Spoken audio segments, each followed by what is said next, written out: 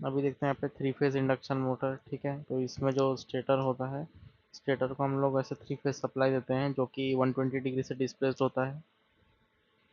जो रोटर होता है वो आइदर वो स्क्विरल केज हो सकता है, ठीक है, या फिर वाउंड रोटर होता है जिसमें अलग से रेजिस्टेंस लगता है बाहर से। जो इंडक्शन मोटर होता है वो किसका प्रिंसिपल पे काम करता है, रोटेटिंग मैग्नेटिक फील्ड के प्रिंसिपल पे काम करता है। तो जब थ्री फेज सप्लाई देते हैं तो एनएस जनरेट करता है वो रोटेटिंग मैग्नेटिक फील्ड, उसका स्पीड ये रहता है। तो क्या होता है कि ये जो रोट आरएमएफ होता है उससे ईएमएफ इंड्यूस होता है और एक करंट इंड्यूस होता है, और करंट से टॉर्क बनता है। ठीक है, पर क्योंकि लेंज लॉ है, ठीक है, तो जो रोटर होगा वो अपोज करेगा इसका रोटेशन का। तो वो अपोज करता है तो रोटर रोटेट करता है in the direction of RMF. ठीक है, जो रिलेटिव स्पीड है उसका फॉर्मूला ये होता है, और slip slip is equal to N S minus N R divided by N S. Starting के टाइम में क्या होता है कि स्लिप वन होता है। स्लिप मतलब एक्चुअली वो परसेंटेज में होता है। ठीक है, तो स्टार्टिंग में अगर एन आर ज़ीरो है, ठीक है, तो वो क्या होगा, वन होगा। मतलब कि वो जो इंडक्शन मोटर है वो एन एस से 100% वो पीछे है। इंडक्शन मोटर एक एसिंक्रोनस मोटर है, वो कभी भी सिंक्रोनस स्पीड पे वो रोटेट नहीं कर सकता। At flux cutting is equal to zero, E two is equal to zero and I two is equal to zero, so no torque will be produced at starting. जो induction motor होता है वो rotate करता है near to synchronous speed, तो slip होता है वो 2 to 5% होता है। ये क्वेश्चन में दिया है कि अगर रोटेट इतना स्पीड पे हो रहा है, ठीक है, और ये उसका ये सब है, तो हमको स्लिप निकालना है। स्लिप से पहले हम एन एस निकाल देंगे, एन एस इन सब से निकल जाएगा। 120 एफ से 1500, तो जब इसमें डालेंगे, ठीक है, तो हमको कितना मिलेगा, ये 1/30 मिलेगा। 1/30 इंटू 100 करने से इतना परसेंट स्लिप रहेगा। उसके बाद फिर अगर जो इंडक्शन मोटर है वो 780 आरपीएम पे रन कर रहा है, ठीक है, तो हमको इसको नंबर ऑफ पोल निकालना है। तो 120 इंटू एफ एफ हम लोग 50 ले लिए हैं, ठीक है, और पोल अगर हमारे पास ऑप्शंस में से है, ठीक है, तो 780 है, तो ये तो एन आर है, ठीक है, पर तो एन एस जो रहेगा वो इससे ज़्यादा ही रहेगा। तो यहाँ पे जब हम लोग 6 डालेंगे, 6 मतलब 620,000 मिलेगा। ठीक है, तो ये उसका पोल हो। उसके बाद फिर एक इंडक्शन मोटर है, ठीक है, उसका स्लिप इतना है, तो हमको इसका रोटर स्पीड निकालना है। N R is equal to 1 - s into N S निकालेंगे, ठीक है। तो एन एस की जगह पे ये फार्मूला डाल देंगे, ठीक है, 120 f/p का, और स्लिप यहाँ पे 4% है तो एन आर निकल जाएगा। तो यहाँ पे क्या है कि दो टाइप का रोटर होता है, एक स्क्विरल केज और एक तो स्लिप रिंग या फिर वाउंड रोटर। उसके बाद फिर स्क्विरल केज में क्या होता है कि दो टाइप का रोटर होता है, एक होता है कॉपर और एक होता है एल्यूमिनियम।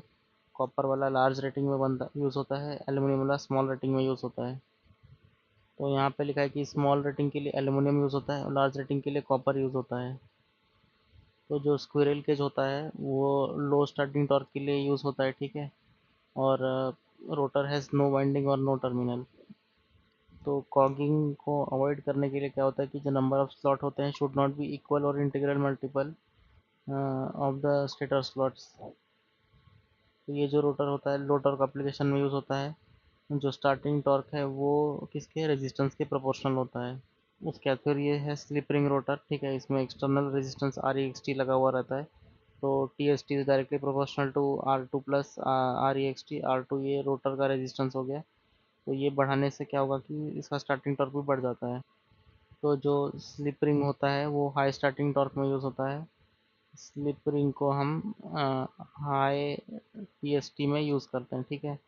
उसके बाद फिर दिस मोटर जो रहता है यहाँ पे, this motor winding is essentially star connected. ये जो है ये स्टार कनेक्टेड होता है, ठीक है, क्योंकि डेल्टा में फिर जगह नहीं मिलेगा एक्सटर्नल रेजिस्टेंस जोड़ने के लिए। ये जो रोटर होता है इसमें 3 स्लिप रिंग्स होता है, ठीक है। उसके बाद फिर in this motor cogging problem can be eliminated bye rotor resistance. अगर हम ये ज़्यादा रेजिस्टेंस ऐड कर देंगे, ठीक है, तो इसमें क्या होगा कि कॉगिंग जो होगा वो अवॉइड हो जाएगा। उसके बाद फिर इसमें क्या है कि during starting external resistance remain connected in series, but during running it is short circuited with the help of a metal collar arrangement. Slip ring जो होता है वो फॉस्फर ब्रॉन्ज का बना हुआ रहता है। उसके बाद फिर स्टेटर का कंस्ट्रक्शन देते हैं। स्टेटर पार्ट, स्टेटर जो है यूनिफॉर्मली डिस्ट्रीब्यूटेड वाइंडिंग यूज़ होता है इसमें। कौन सा वाला, यूनिफॉर्मली डिस्ट्रीब्यूटेड। कॉन्सनट्रेटेड इसमें यूज़ नहीं होता है, इसमें कॉन्सनट्रेटेड यूज़ नहीं होता है। अब यहाँ पे देखते हैं टाइप्स ऑफ स्लॉट्स, ठीक है। तो एक होता है ओपन स्लॉट, ये स्टेटर का कंस्ट्रक्शन है, ठीक है। तो इसका कंस्ट्रक्शन सिंपल होता है, डायरेक्टली यहाँ बस वाइंडिंग डालना होता है। क्लोज स्लॉट, यहाँ पर ये ऐसे क्लोज हो जाता है, तो ये डिफिकल्ट कंस्ट्रक्शन होता है। यहाँ पे फिर आता है सेमी क्लोज्ड, सेमी क्लोज्ड इस टाइप का होता है, ठीक है। तो उसके बाद फिर इसका जो एयर गैप होता है यहाँ पे, ओपन में एयर गैप क्या होता है कि यहाँ पे लार्ज होता है एयर गैप, यहाँ पे लो होता है, स्मॉल होता है एयर गैप, और यहाँ पे मीडियम होता है, ठीक है, एयर गैप। अभी with respect to air gap अभी पावर फैक्टर देखते हैं। तो यहाँ पे क्योंकि एयर गैप ज़्यादा है यहाँ पे, तो उसको उतना मैग्नेटाइज करने के लिए लगेगा, ठीक है। उसको IM करंट लग जाएगा, ठीक है। तो दैट्स वाई इसका पावर फैक्टर लो हो जाएगा। यहाँ पे क्लोज्ड में क्या है कि इसको भेजना ही नहीं होगा पड़ेगा, कोई मैग्नेटाइजिंग करने का इसका ज़रूरत नहीं पड़ेगा, तो इसलिए पावर फैक्टर ज़्यादा होगा क्योंकि IM लेस हो जाएगा। यहाँ पे मीडियम होगा। अब with respect to leakage reactance अगर देखेंगे, मतलब कि वेस्ट कितना होगा फ्लक्स यहाँ पे, तो यहाँ पे देख रहे हैं कि डायरेक्ट ही वो लिंक कर जाएगा नीचे जो भी रोटर होगा, तो यहाँ पे पावर फैक्टर इसलिए हाई हो जाएगा। और यहाँ पे क्या होगा कि वो वो तो क्लोज है ना, तो क्लोज है तो जा नहीं पाएगा वहाँ पे फ्लक्स वो रोटर से लिंक करने के, तो इसलिए लो पावर फैक्टर हो जाएगा, और यहाँ पे मीडियम होगा। तो यहाँ पे फिर इंपॉर्टेंट पॉइंट है कि लार्ज रोटर मशीन में क्या होता है कि हम लोग ओपन स्लॉट प्रेफर करते हैं। ओपन स्लॉट जो है वो लार्ज मशीन में प्रेफर करते हैं, और जो जनरली प्रेफर्ड हम लोग करते हैं वो क्लोज स्लॉट, सेमी क्लोज करते हैं, because it reduces harmonics. Generally हम लोग क्या यूज़ करते हैं, तो सेमी क्लोज को हम लोग डायरेक्टली ज़्यादा प्रेफर करते हैं। उसके बाद फिर इंडक्शन मशीन में क्या होता है कि जो फ्लक्स होता है वो कांस्टेंट होता है, phi R is equal to 1.5 phi M होता है। तो यहाँ पे फाई आर जो है वो ये वाला है फाई आर, ठीक है, और फाई एम ये वाला है, ठीक है। अब यहाँ पे देखते हैं कि effect of slip on different parameter, ठीक है। तो रोटर फ्रीक्वेंसी पे क्या इफेक्ट हो जाएगा, ठीक है। तो स्टेटर का फ्रीक्वेंसी अगर ये है, ठीक है, तो फ्रीक्वेंसी ये हो जाएगा। अभी यहाँ पे एस इंटू एन एस हो जाता है रोटर फ्रीक्वेंसी, तो रोटर का फ्रीक्वेंसी क्या होगा, slip times of the frequency of supply, ठीक है। उसके बाद फिर यहाँ पे क्वेश्चन दिया कि find the speed of the rotor, तो वो तो हम इस फॉर्मूला से निकाल लेंगे, ठीक है, ये निकल जाएगा। यहाँ पे एक्चुअली क्या कि रोटर फ्रीक्वेंसी दिया था, ठीक है, तो S into F R is equal to S into F S. तो इससे 5 दिया है, यहाँ पे 50, तो स्लिप इतना निकल जाएगा, स्लिप को यहाँ डाल के निकाल लेंगे अभी आंसर। उसके बाद ये क्वेश्चन में दिया है कि हमको रोटर फ्रीक्वेंसी पता करना है, अगर ये स्पीड पे है तो हम पहले स्लिप निकाल लेंगे, स्लिप हमारा इतना निकल जाएगा। अभी F R is equal to S into F S, तो ये 10 हर्ट्ज हो जाएगा। उसके बाद फिर है इफेक्ट ऑन रोटर ईएमएफ, ठीक है। तो इंड्यूस्ड ईएमएफ का फॉर्मूला ये होता है √2 π f flux into N P H K P into K D, ठीक है। तो E two is directly proportional to F, तो ई टू जो होगा वो S times of E two होगा, मतलब कि जो इंड्यूस्ड ईएमएफ होगा ऑन द रोटर, ये रोटर में जो आएगा वो स्लिप टाइम्स ऑफ इसका हो जाएगा ई टू का।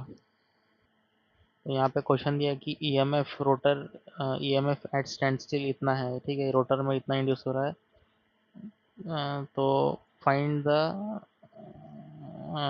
रोटर ईएमएफ, ठीक है। तो हम क्या करेंगे कि एन एस निकाल लिए, उसके बाद फिर स्लिप इतना निकलेगा, ठीक है। तो E two dash is equal to 0.05 into E two. तो स्टैंड स्टिल मतलब स्टार्टिंग में स्लिप 1 था, ठीक है, तो उस समय मतलब जो स्टेटर का था वही इसमें आ रहा होगा, तो इसीलिए ये स्टैंड स्टिल में इतना है 200, उसी को यूज़ कर लेंगे और आंसर निकाल देंगे।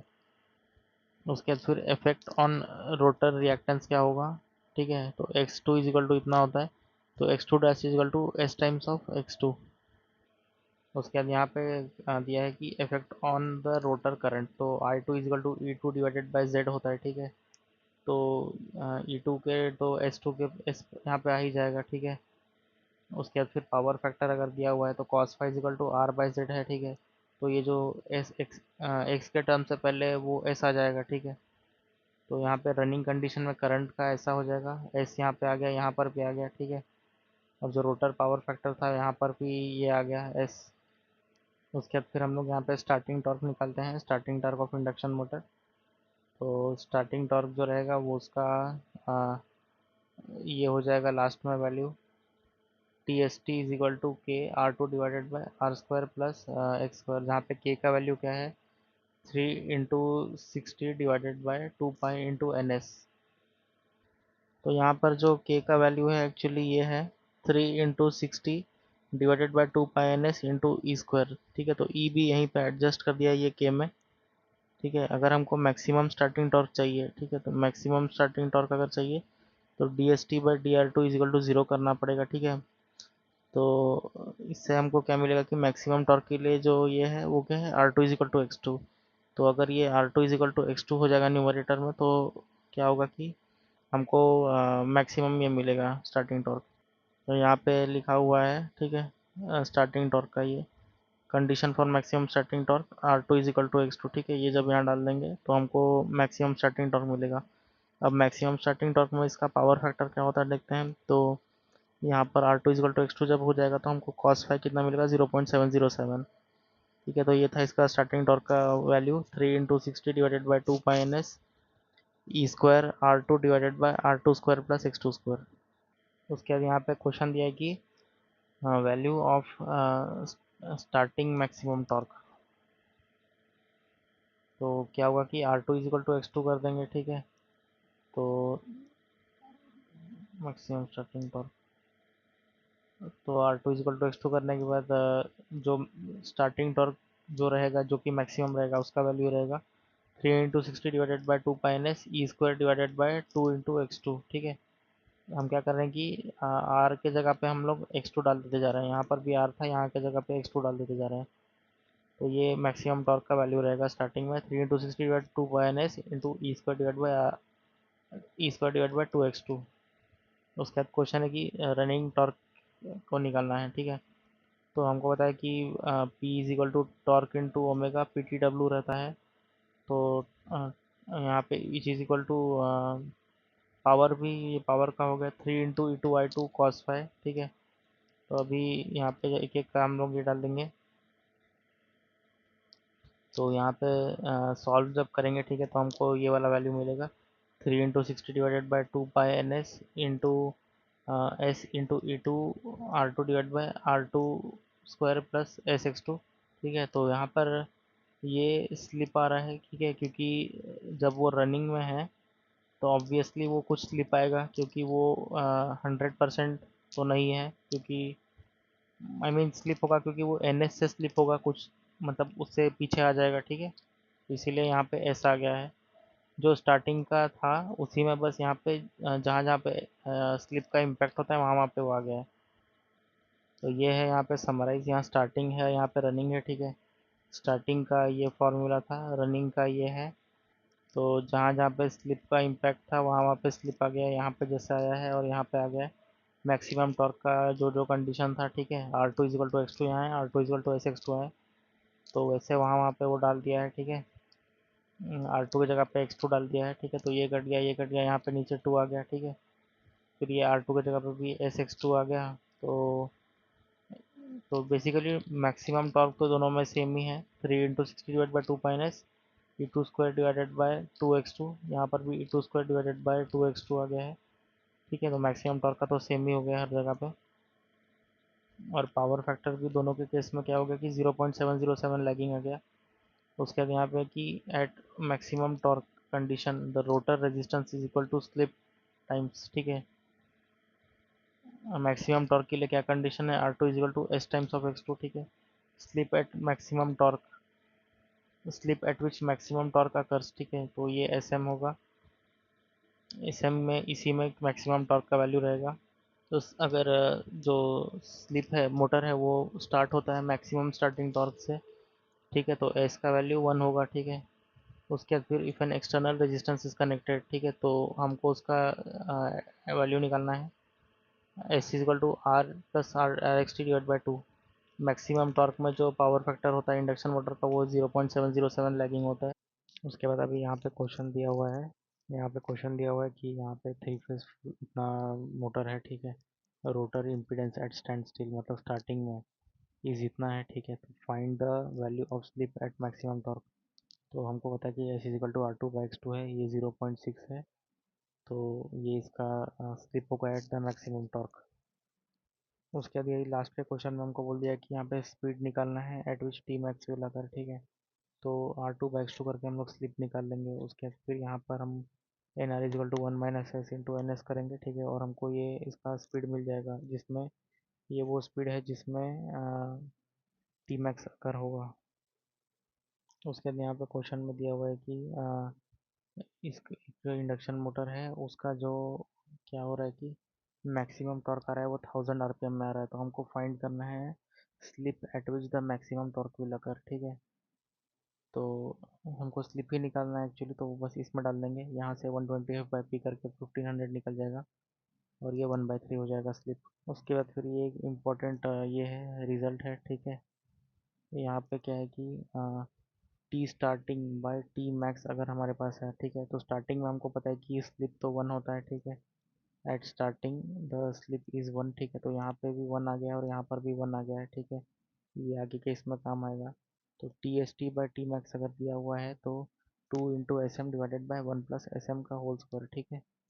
और अगर हमारे पास दे दिया है कि टी फुल लोड दे दिया है, फुल लोड मतलब कि T F L comes in while running, ठीक है, रनिंग के टाइम पे आ रहा है, तो 2 × S × SM, एस एम वही है R2/X2 बाय S² + SM², ठीक है। तो यहाँ पे अगर देखेंगे तो टी मैक्स और टी मैक्स तो सेम है, ठीक है, तो बस जब स्टार्टिंग आ रहा है तो 2 × 1 × SM डिवाइडेड बाय 1 + SM का होल स्क्वायर आ जा रहा है, और जब ये एफ एल आ रहा है, ठीक है, तो 2 × S × SM divided by S² + SM² आ जा रहा है, ठीक है। इतना इस यहाँ पे डिफरेंस है।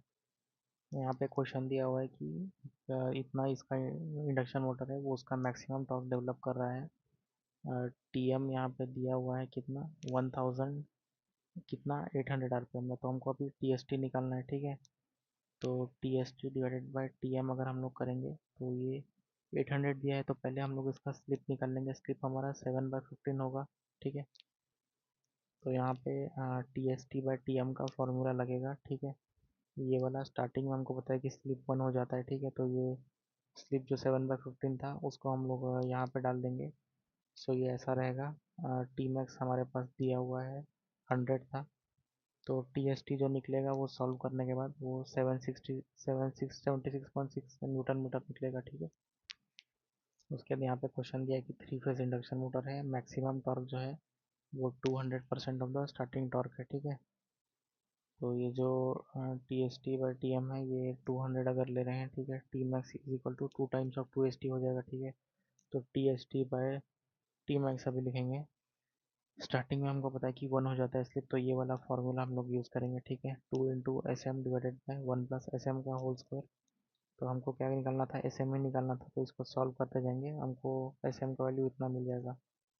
अगेन यहाँ पे रिवीजन है फार्मूला का, ठीक है। तो स्टार्टिंग के टाइम क्या होता है, ये तो इतना पार्ट के हो गया, ठीक है, E² R2 divide by R2² + X2², ठीक है। उसका फिर टी मैक्स तो दोनों में स्टार्टिंग या रनिंग में सेम होगा, अ, इतना तो 3 × 60 divide by 2 - E2² divided by 2x2, ठीक है, क्योंकि नीचे का x2 ऊपर का x2 तो कट जाएगा। उसके बाद T F L full load मतलब रनिंग के टाइम है, ये तो ये हो जाएगा, बस यहाँ पर स्लिप आ जाएगा और यहाँ पर भी स्लिप आ जाएगा, ये दो जगह का डिफरेंस बस यहाँ रहेगा, ठीक है।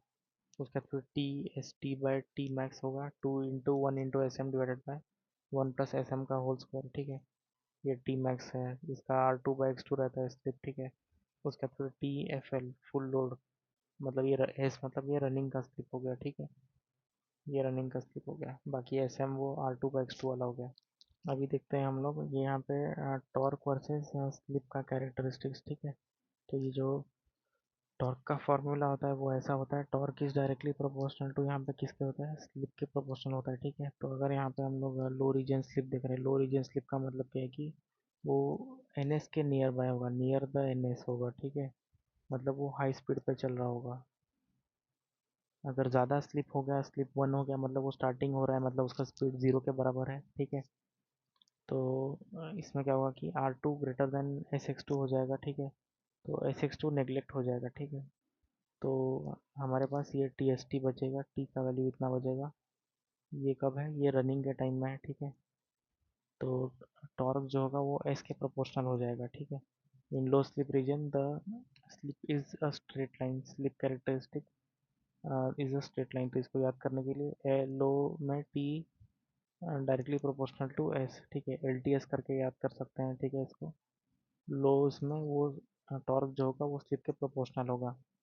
उसके बाद फिर हाई स्लिप में बस इसका उल्टा हो जाएगा, इन्वर्सली प्रोपोर्शनल टू स्लिप हो जाएगा, ठीक है।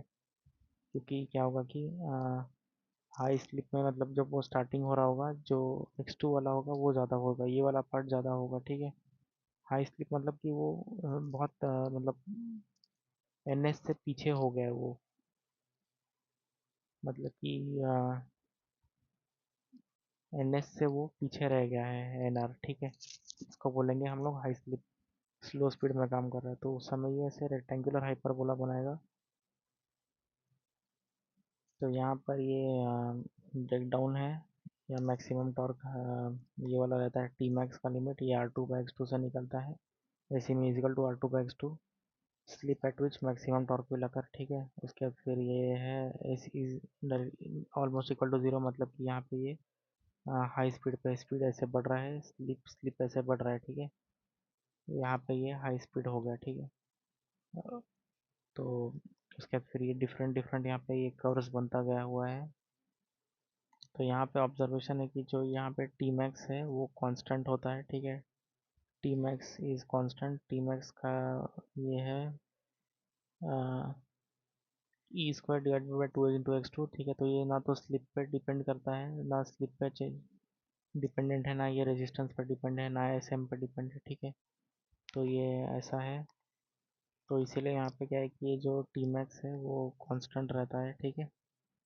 उसके बाद अभी आगे का देखते हैं, ये अलग अलग जो कर्व बन रहा है। तो हमको पता है कि जो एस एम है वो R two divided by X two होता है, ठीक है। तो यहाँ पर स्लिप भी फिर क्या है कि वेरी कर रहा है, इसको मिटा देता हूँ, ठीक है। तो अगर हम लोग यहाँ पे S is equal to R two by X two है, ठीक है। तो हम लोग आर अगर बढ़ाते जा रहे हैं, ठीक है, तो इसका जो है एस एम है वो भी बढ़ता जाएगा। तो एस एम जो है वो इस ऑर्डर में बढ़ता है, ठीक है। तो यहाँ पे अभी देखते हैं। तो जैसे हम यहाँ पे रेजिस्टेंस बढ़ाते जाएंगे तो स्लिप भी वैसे ही बढ़ता जाएगा, ठीक है। तो ये क्या होता जाएगा कि ये लेफ्ट हैंड साइड में जाता जाएगा, ठीक है। मतलब अनस्टेबिलिटी की तरफ में वो मतलब उसका ये इधर होता जाएगा, ठीक है। तो उसका था कि लो स्लिप पे क्या होता है कि ये लो स्लिप वाला एरिया है, torque is directly proportional to S होता है, ठीक है। तो ये स्टेबल रीजन वाला में अगर देखेंगे, ठीक है, तो जैसे जैसे हम लोग यहाँ पे स्लिप बढ़ रहा है तो ये जो टॉर्क है ये टॉर्क का लाइन है ना, तो टॉर्क से वो डायरेक्टली प्रोपोर्शनल होता हुआ जा रहा है, ठीक है। उसके बाद फिर ये हाई स्पीड वाला ये अनस्टेबल रीजन में देखते हैं, यहाँ पे ये इन्वर्सली प्रोपोर्शनल टू स्लिप होता जा रहा है, जो टॉर्क है मतलब ये ऐसे नीचे हो रहा है। अगर स्लिप यहाँ पे क्या हो रहा है कि बढ़ता जा रहा है, ठीक है। तो यहाँ पे स्लिप बढ़ रहा है तो यहाँ पे टॉर्क कम होता हुआ जा रहा है, ठीक है। तो यहाँ पे दिया हुआ है कि लो स्लिप रीजन में क्या हो रहा है कि torque slip characteristic is a straight line, ठीक है। हाई स्लिप में torque is a rectangle torque slip characteristic rectangle hyperbola. If rotor resistance increases, then the starting torque will first increase and then decrease, ठीक है। If the rotor resistance increases, the maximum torque will remain constant, but slip at which Tmax occur will increase, ठीक है। तो अगर क्या है कि rotor resistance हम लोग बढ़ाते भी हैं, ठीक है, तो इससे क्या होगा कि मैक्सिमम टॉर्क तो कांस्टेंट रहेगा, Tm विल बी कांस्टेंट, ठीक है। बट जो स्लिप पे वो अकर होगा वो इंक्रीज होता जाएगा, मतलब कि यहाँ पे वो इस साइड खिसकता जाएगा स्लिप, ठीक है। तो ये डिफरेंस है दोनों में। So when the load increase, torque will also increase, ठीक है। This will develop its maximum torque, and still we get increase the load, motor will stop. All operating region is stable region, but inverse of this is not true, ठीक है।